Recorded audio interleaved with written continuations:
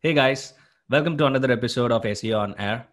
Based on the popular request from our subscribers, there are a few topics that always stood out. The one is the crisis management, for especially with regards to SEO, and the second most requested topic was around tracking the conversions. Or, how do we track the conversions? How do we measure the ROI? Now, with regards to these two topics, we felt we should be bringing in a person who's been in the field for a long time and who's been doing SEO for a long time. And that's when we reached out, and Mr. Shaunak Gupta, he agreed to speak with us, and here he is. Welcome, Shaunak, to our show. Hi, thanks for inviting me. Awesome. So guys, to give you a quick intro about Shaunak Gupta, so he's SEO director at WME Australia. And It's actually Shaunak Gupte. Gupte. Oh, okay. Yes. Thanks for correcting me that, Shaunak. So yes, so Shaunak Gupte is the SEO director at WME Australia, and it's an award-winning and one of the longest-standing digital marketing agencies in Australia. Shaunak, welcome to our show once again. Thank you. Great. So, Shaunak, we know before the starting of this recording, we were discussing a few things about the situations in Australia and back in India. And please, can you tell our subscribers more about, what do you do, and, how is the situation there right now in Australia?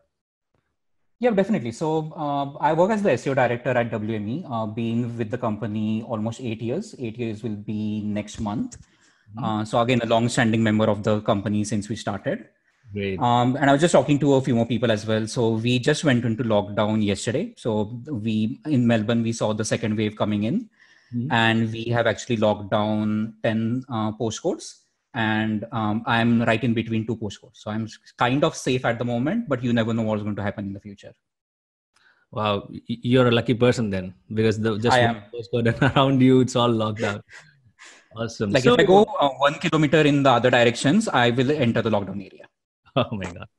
But it's specifically, it's like a script where nobody would believe. It's even if it's in a movie, people won't believe that. When Australia, it got hit by the bushfires, and then now this COVID situation. Now, imagine a situation where you suddenly woke up a day and your office told me that everybody is going to work from home. I think that's what happened to you as well. So, how did you guys cope up with this kind of change? So I've been working for a very long time. I would say 12, 15 years now. And this was the biggest change which happened to me professionally as well. So in my working life, I have never worked from home. So this was a mental change for me as well to go through. And then on the top of it, I need to guide my team through the change. So we were told on a Monday, pick up your stuff. You'll be working from home tomorrow. Right. And we haven't gone back to the office for the last, I think it's around 102 days now. Wow. And you guys, and no major issues with the clients, the deliveries and stuff.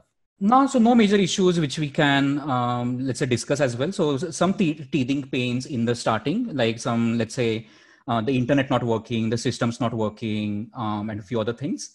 But those could be solved really easily over the phone. But nothing major which we can even talk about. Absolutely. Well, we've seen a lot of businesses who've been hesitant doing digital marketing before, but now everybody's jumping into the digital marketing wagon. So, so what would be your advice for this crisis management? Especially, let's first begin with the agencies themselves, right? Because in our subscriber base, there's a lot of people who are also from agencies, who are the SEOs working in agencies. Now, looking at how you guys have coped up with over 100 plus days, and still managing it pretty well, what would be your advice for these agencies and the marketers working in the agencies to be really aware of and to manage this crisis better? Like the biggest change I would say is still the mindset. Like we have a firm belief that everything starts with your mind. If you think you're going to get through a certain situation, you will find a way. So everything started with, as leaders, we came up with the mindset that no matter what happens, we still have a client base we need to service. And we have a firm belief that the clients pay our bills, not the company. So we do whatever it takes for the clients to make sure that they succeed in whatever digital marketing they do with us. Right. So like, the biggest change was definitely the mindset, and then just making sure the communication is up as well. So we, in my team, we moved from doing one-on-one catch-ups every fortnight to doing one-on-one catch-ups every day. Mhm. So I was on the phone call, and I haven't stopped talking for the last 100 days, and I'm getting sick of my own voice now. Like the phone bills, and like it's free, but still you can count the number of minutes you're spending on the phone. Mhm. Like the main thing which would say is the communication and over communicating with your team, making sure everyone is all right, because Yes. this is all new for everyone. Yes. Like there is no handbook which you can follow these 10 steps and you will get through a crisis. Yeah. Like every company is writing their own handbook now, Yeah. which is a really good thing, really positive thing to see. Great. And what sort of tools do you guys use to communicate? So we have a couple of mode of transport, not transport, the communication. Mhm. So main thing is emails. We have a internal CRM system, which is in-house. So we have built it ourselves. Mhm. So every ticket which gets raised, so every work which gets done goes to that system. Okay. And then there are other things. We have Slack. We are also trying out IMS Teams. Mhm. And there is good old fashioned way of calling people as well. Okay. Awesome. Great. So let's jump into the main conversation that that we plan to have. This is about the companies which are trying to invest for the first time into digital marketing, and since we are all so passionate about SEO, that is something which we also wanted to highlight more about. What are the things that the company should be aware of before investing on SEO?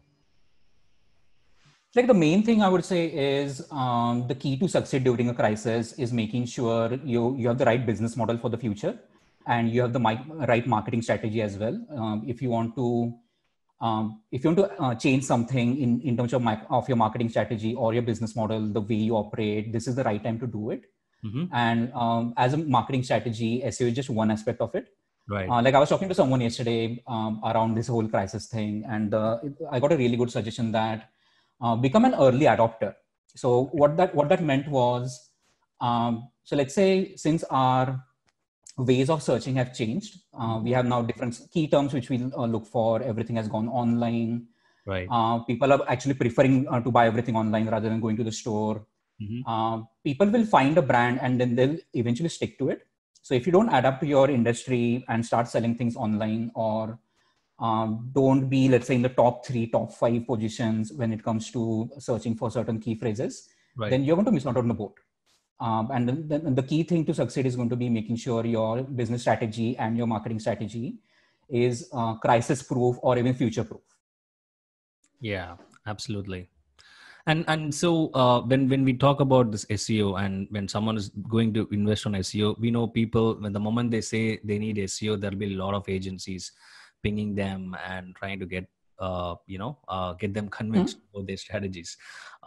So now, your company, you've been around for a long time, and you might have seen a lot of case studies and stuff. So what is your methodology, when it comes to SEO? How you ensure that the investment that the companies are making on SEO, it's like really valuable without wasting the dollar? Yep. So everything depends on the client outcomes. So before we onboard a client, we talk about what outcomes they're after. And then we formulate the right strategy for them. So being the SEO director, I usually say on the floor that SEO is not the right channel for everyone. So everything depends on what you want to achieve as a business and by when. So the key aspect which we usually miss out is the by when part. So just an example, if let's say you have an event which you need to sell tickets for, then SEO probably is not the right channel for you. You need something paid. Correct. Whereas, let's say, if you want to invest into your future, you're trying to build an asset, and that's the main purpose of doing SEO campaign, is you're building something for the future. Then definitely we make sure that we are aligning you to your business goals, and then we formulate as something simple as picking the right keywords for you, so that we are sending the right traffic to your website, which is going to convert and not just random traffic. Right. And then making sure that also your website is SEO friendly. So Google friendly, SEO friendly is the same thing. Making sure Google can visit your website more often. You're collecting more points when it comes to the gold stars, which we always talk about. So the more gold stars you connect as compared to your competition, the higher your performance is going to be. So it's sticking to the basics as well. So solid keyword research, even before that, a solid strategy, what you want to achieve, then followed by a solid keyword research. followed by a really good on-site. Like we take off around 80 different things when it comes to onboarding a client. Right. And then wherever required, like the one thing which we are a bit hesitant to talk about in this industry is the backlinks. So it's not a bad thing to build backlinks. It's everything depends on what quality of backlinks you're getting. Right. And we make sure we are aligning that to the business goals as well. So as long as like one key metric which we follow is as long as the client is happy, his phone is ringing, it's a good campaign to have. Absolutely. That's a good one. That's a good start actually. So now like there are a lot of algorithm updates that keep coming up. So as per you you in this 12-year plus period that you've been doing SEO, I'm sure you would have seen the Panda, Penguin, and then all the way up to the recent ones. Now, when you started, the SEO would have been in such a way, but now it might have changed. So what do you think, when you started, what you were doing in SEO and right now, how things have changed as per your experience? Like a lot has changed in the last, I would say even 10 years. And that's the reason Google started introducing the algorithm changes to mainly wipe out the things which people used to do. Like if you might remember back in the day, adding meta keywords, which you will extract from, let's say, the keyword planner. So you would extract around 800 keywords, just add it to your meta keywords and you will rank. Yes. So I'm talking about 2010 probably, or even before that.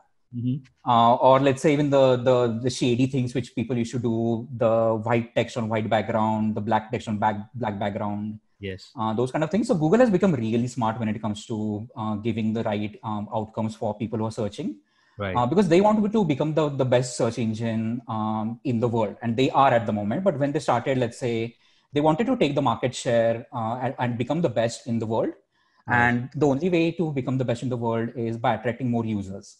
So let's say if you're trying to search something, if you don't get the right outcome, what you're looking for, you might change the query a bit. But let's say if you're using lesser known search engines, you might even change the search engine and try that.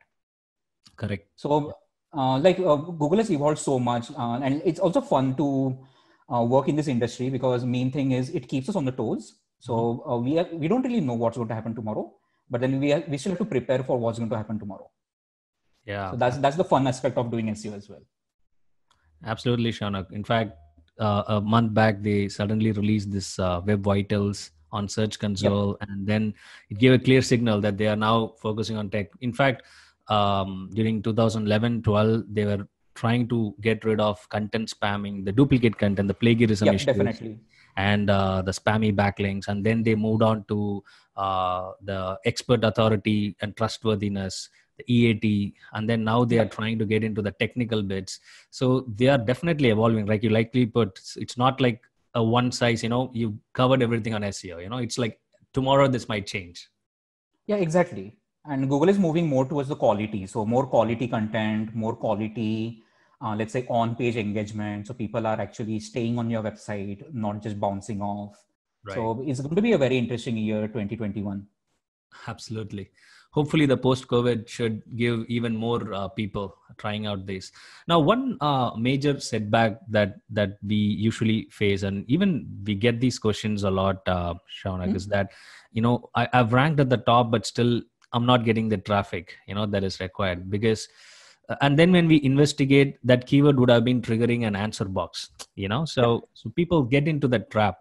So how do you ensure that, because like you mentioned during the conversation that you begin with a solid keyword research strategy. So could you give us a few advice on how to plan this better so that after 6 months or 8 months, you don't see that, oh my God, I wasted time for this keyword kind of a thing. How do you ensure that it's done? Yep, sure. So when we do keyword research, so there are two types of keywords. So one is your transactional keyword, one is your information keyword. Right. So the information keyword, we usually like to link it with the content part of SEO. So that's where you try to answer questions around the what is, the how-tos, like the best kind of keywords, even that's kind of a comparison keyword. Correct. Whereas your transactional keywords are mainly around, let's say, your services. Let's say if you're an e-commerce store, then the transactional keywords will be buy something online. So it's kind of a separate strategy when it comes to whether you're trying to reach that answer box, or you're trying to reach just a top position in your service. So it's usually when you mix the two channels together, because definitely like content goes very hand in hand with SEO. So when you do like a perfect strategy for a client, it's going to be a combination of a few things. So that's where we recommend a content package for the client that your transactional keywords is just one thing, but let's educate your people as well. So whoever is want to reach out to you, we are showing that you are the expert when it comes to your industry. Right. By answering some very frequently asked questions, let's say structuring that blog post in the right way, which Google likes, and then reaching that magic, the answer box area. Right. Or position 0, what we used to call it before. Yeah. Awesome. So, Shaunak, one of the conversations with previously in one of our podcasts, there is one idea that came in that people these days are focusing too much on long form content, but there are few tactics where still the glossary styled content, the ones that you see on WebMD, where the medical terms and all the things, they still get a lot of traction as well. So. What's your style of approaching the content strategy? Do you optimize one keyword per page, hyper focus on it, or is it like a pillar model where you take up one page and try to rank it for thousands of keywords?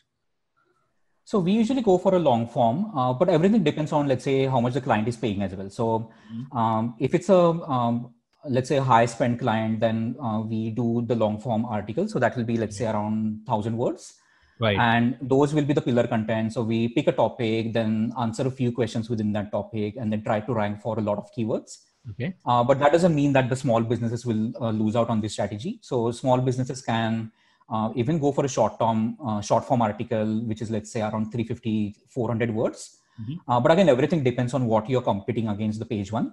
So just an example, let's say if you search what is SEO, we have done the search in the past. So the average word count of that page one is around 10,000 words. Wow. So if you're trying to rank for that particular keyword, you're not going to rank for it using your 350 words. Yeah. So that's where you need a lot more. So it's not that you write the 10,001th word and you will rank. So there are more factors to it as well. But then everything is a comparison. At the end of the day, Google is an algorithm. It's a mathematical formula. So the more gold stars you collect as compared to your competition, the higher your performance is going to be. Absolutely. That's good to know. So, so now once we have these kind of keywords selected and we have, listed out these content, now the same, like you mentioned, it might not be, depends on the client. So not every client can afford a long form content for everything. But what about the small businesses? What is the best thing that they can do? Because, now people are so informed that they're quite aware of the black hat tactics. So people still want to follow the rules of the game. But now that people are starting new, they don't have a brand online. They might be a traditional brick and mortar store. Now they're trying to start online. And what would be your, advice for these type of businesses to go after with whatever limited budget they have? So especially when it comes to brick and mortar stores, like what we are noticing at the moment is the searches have been changing. So I was talking to someone a couple of months back, and that person was asking for a strategy for a particular client. And the client was hesitant that they want something around Melbourne as a keyword. So, and then my feedback to that person was, why Melbourne in particular? Because let's say we are all sitting at home right now. So my postcode is very far from where Melbourne is. So technically we are all in Melbourne, but the postcode depends on, so I'm in a suburb called Brunswick. Right. So if I'm sitting at home and if I'm looking for something, let's say I'm hungry right now, what restaurants are open around me? I'm not going to search for Melbourne. So I'm going to search for restaurants near me, which is a mobile search, or I'm going to search for restaurants in Melbourne or restaurants in Brunswick. Yes. So the searches have changed so much in the last 4 months, I would say, since the entire world is in lockdown, that the local searches are getting a lot of boost. Right. Because people are searching for things which are around them. So another example could be if you're a GP, if you're a chiropractor, so anything related to the medical industry, people are going to look for something which is close to their homes now, rather than something which was close to their office. Right. So let's say if you make an assumption that the CBD in Melbourne is the main office area, so that's the postcode 3000. Then we move away from those key phrases which were targeting a certain area to where the actual location of the shops are, because we have even seen the searches change around some other patterns as well. So people have been more educated now around the COVID, and people are searching for even something like COVID cleaning services. Okay. So they want to sanitize their, let's say, their shops, their restaurants, their houses. So I think a lot has changed, and the boom is going to even be more since I think a lot of companies will be moving out of the traditional office spaces and like even exploring working from home permanently. And that's a really good outcome for all the local businesses, because now instead of focusing everything in the CBD area, we are going to focus everything around throughout Melbourne. Yeah, true. And this is definitely going to have a big boost on the local queries. Like you mentioned, a big rise in the near me searches for almost everything, right? Almost everything. So whatever you're looking for is going to get a boost in your near me searches, Right. Which is mainly a mobile search. It works in a desktop as well, but it's majority a mobile search. On a mobile, yeah. And your service followed by your actual location. Awesome.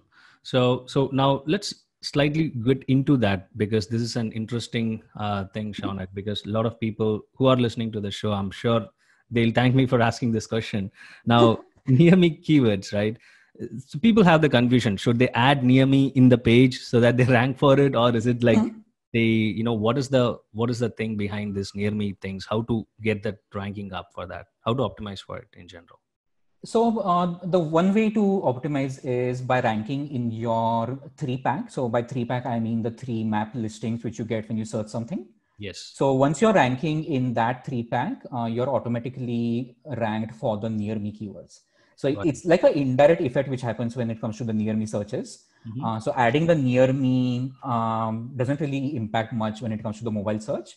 Because the Google actually checks, or your mobile phone actually checks the latitude and longitude of where you are, and it will display the map next to you. Correct. Right. And so, even we get asked this question very often, like, can I add near me in the content somewhere so that I can start ranking for this? Right. So, in fact, it's more of an education thing. Yeah, we saw one website in the past where they were just adding near me over, and we are confused. And then they're saying, yeah, we are optimizing for near me keywords. And it was like, okay, it was a good learning. Then we really, started digging into it and understanding sometimes, half-baked knowledge itself is the most dangerous thing in the world. Oh, that is the most dangerous thing. So that is where it confused even the people who knows the stuff. So that's where it happened. So what you're saying is, now when you are trying to optimize for near me, so probably fully focus on the maps first, getting the GMB optimization done properly before even looking at the website or the other things, right? Yep, that's right. Awesome. So now again, ranking there within that, is it going to follow the same route on ranking in that Google map itself? Or is it like, again, is there some other reasons behind the rankings over there in Google Maps? So Google Maps is usually a combination of a few things. So like if you read any blog post on how to rank on Google Maps, one thing everyone will say is the number of reviews. So that's really critical as well. It's also what categories you select. So in terms of your Google My Business industry, so it's also critical what you select over there. Also depends on, let's say, what your brand name is. So if you have, let's say, a keyword in your brand name, so I'm not asking anyone to spam the GMBs, but let's say if you have naturally have a keyword in your brand name, then you have a higher chance of ranking. Also depends on, let's say, your local listing. So the local directories where you get the listing of your business and make sure your name, address, and phone number is consistent. So we call it the NAP details, NAP. And once you get that consistent, that's sending more signals towards Google, saying that this is a business located in a certain area, and its consistency across your name, address, and your phone number. And that gives you the boost in your map rankings as well. So there are more factors to it. So it's not just that you get more reviews and you do your, let's say, the directory listings and you will start ranking. At the end of the day, again, everything is a comparison. So the more things you do better than your competition in terms of map as well, then that's a better outcome for you as a customer. Absolutely. So these are awesome information, Shaunak. We know we have gone into the third layer itself, because we started off with the SEO investment, what are the things people should be looking at. And then we started looking at the process where we started with the keyword research. And then inside the keyword research, we're looking at what type of keywords people should focus on, where you rightly mentioned it's becoming a work from home culture right now. So instead of looking at a national level SEO, focus on the local SEO and get that thing properly done. And then the third layer that we went into was for that local SEO, for ranking for that near me, what should be the focus? And you rightly pointed out, get the GMB optimized first. And it's not about getting a lot of reviews or something, because obviously, when people know that something is working, there's going to be a lot of spamming going around. Definitely. So that is sorted. Now we have covered almost one full pillar in terms of how to select a keyword, what is the focus should be. Now, once we get this GMB and all these things optimized, Shaunak, what could be the next thing that these businesses can do? Because now what is happening is, now these small businesses, now they have an edge now, because an Amazon cannot optimize for a particular, the street that you meant, the particular city that you mentioned, right? The locality, the neighborhood that you are. But a small business can, because they are already in the neighborhood. They have more information about it rather than the international ones. Now they have an edge there. And I feel that this is going to level the playing ground. Wherein, because previously the big boys always had the edge when it comes to ranking. But now, when the rise of the near me keywords, it gives equal opportunity for small businesses. Now, apart from getting this GMB done, what can the websites or the business owners do, to park their marketing dollar and ensure that they get some results out of it? Think of SEO as a very long-term investment. That will be the one thing which I would recommend every business owner. So we are helping you build an asset. So that should be the mindset. If you're after anything which is very short term, I would recommend doing some paid aspects of it. So that would be one thing. The second thing would be, let's say, if you're holding out on doing certain things to your business, this is the right time to do it. Like just an example, I would say, if you're thinking of getting a new website done, then this is the downtime which you're facing right now, could be the right time to think about the future and invest in your future as well. Right. So any strategic thing which you do, which you think about, which is going to future-proof your business, doesn't matter what crisis happens in the future as well. That would be the way forward. Like just an example, like a simple change of strategy or a simple change of how a business operates. So one of our clients had a really good success story. So since 1st of Jan till yesterday, they have sold worth $4.8 million of whatever their product is. So they didn't have to change much when it comes to changing the business. So it's not a local business, it's an e-com store. But they just changed the mindset a bit that this is the right time to reinvest in certain areas. And they invested heavily when it came to the other channels as well.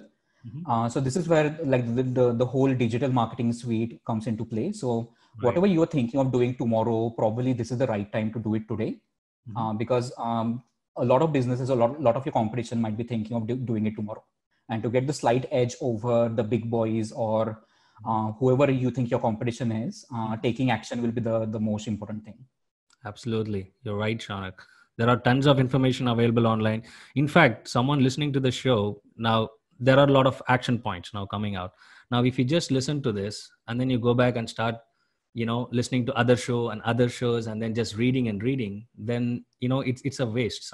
At least one action. So at least someone listening to the show, there are a lot of things that Shaunak has mentioned. At least one action point, if you execute, at least you can start seeing some kind of attraction, probably in the coming weeks. So at least let's say even if you're not ready to engage with a SEO company, that's again fine. You can read, let's say, something around how to do your GMB. So there is plenty of information available, as you just said. And even as an action item, it could be something as simple as installing Google Analytics and installing Search Console on your website, just to start collecting the data. So even that as a starting point, it's really critical to do. So once you have the data, you can then engage with a SEO agency or a digital marketing agency, so that they can prepare for the right strategy as well. So they are not running in blind. Absolutely. Well, Shaunak, it was a pleasure speaking with you. A lot of things. I know we have only touched upon a part of the thing, part of the whole scope of the crisis management. I'm sure there are a lot of things. We'll again team up for another show to even deep dive into the next steps, because we are firm believers that people have an attention span of 20 minutes to 30 minutes max when it comes to podcasts. That's Uh, true. but people like you, the experienced people like you, when we begin to interact, we can talk about this for hours and hours, because Oh yeah, there's so definitely. much stuff out there. So guys, we will team up with Shaunak once again. Right, for this episode we have covered quite a bit. We don't want to overwhelm you with even more, because I know Shaunak, if I gonna deep dive on the content strategy and all the other things, he's gonna come back with a lot of insights. But let's put a checkpoint here. Please execute some things. If you guys have any questions, feel free to reach out to Shaunak. So we're gonna link out to his LinkedIn profile and to his company to his website as well. Feel free to reach out, and if there is any comments or suggestions, or what else you want us to deep dive on our next episode, so that could be really helpful, so that Shaunak and I can discuss more about it. Shaunak, thank you so much for your time. No problem. Thanks for the invite again. Awesome. Thank you guys for listening to the show. Have a great day.